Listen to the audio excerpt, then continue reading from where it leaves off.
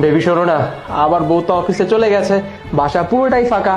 ওর ফিরতে ফিরতে সন্ধ্যা হবে। তুমি এক কাজ করো, তুমি জলদি আমার বাসায় চলে এসো। আজকে আমি তোমাকে খুব কাছ থেকে উপভোগ করব। এতদিনের শখ আজকে তো মেটাতে হবে নাকি? শোনো, জলদি চলে এসো, কেমন? রাখছি। তোর মনে আমি যা সন্দেহ করছি তাই না? বরং যাদা আমি বাসা না থাকলে অন্য মেয়ে নিয়ে আসে। আজকে তোর মজা বুঝাইতেছি তার।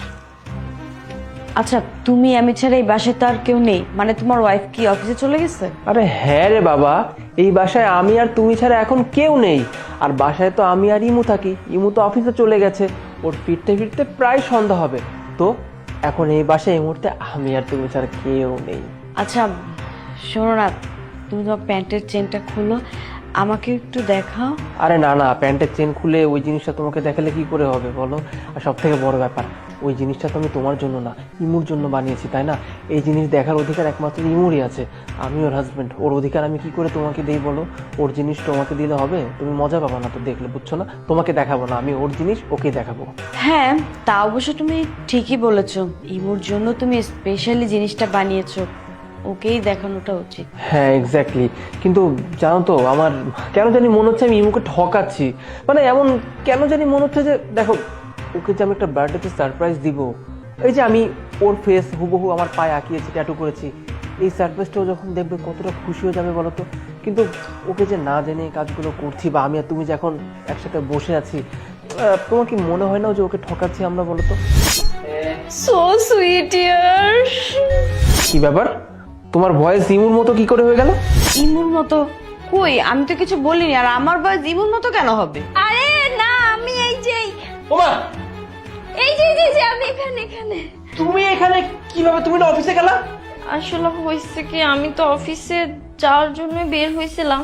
আমার না তোমাকে খুব সন্দেহ হইতেছিল যে তুমি মনে হয় বাসায় কোনো মেয়ে আনো, আমাকে চিট করো, এই জন্য আমি লুকায় ছিলাম। পরে তো আমি জেনে গেছি যে তুমি আমার বার্থডে সারপ্রাইজ প্ল্যানিং করতেছিলা। আমি তো সব শুনে গেছি, তাই না? না না, আমি কিচ্ছু শুনি নাই। আমি খুব খুশি হয়েছি যে তুমি আমার জন্য বার্থডে সারপ্রাইজ প্ল্যান করতেছিলে। আর এই মেয়েটাকে দেখে মনে করছিলাম যে ও তোমার গার্লফ্রেন্ড, পরে দেখি যে না, ওনাকে তুমি বাসায় নিয়ে আসছো, আমার বার্থডে সারপ্রাইজ প্ল্যানিং করতেছো, যে সবকিছু অ্যারেঞ্জমেন্ট করার জন্য। আমি অনেক খুশি হয়ে গেছি। আচ্ছা, ইমু যখন চলে এসেছে তখন আমার তো আর কাজ নেই, আমি তাহলে আজকে আসি। হ্যাঁ, আরে না না, আপনি কোথায় যাচ্ছেন? আপনার কোথাও যেতে হবে না, আপনি আমার সাথে আড্ডা দেন না, গল্প করেন। আমি শুধু শুধু আমার হাজবেন্ডকে সন্দেহ করতেছিলাম। ওই যে আপনি যখন বললেন ওর প্যান্টের চেন খুলতে, আমার মন চাচ্ছিল মাথার মধ্যে একটা বাড়ি মারি।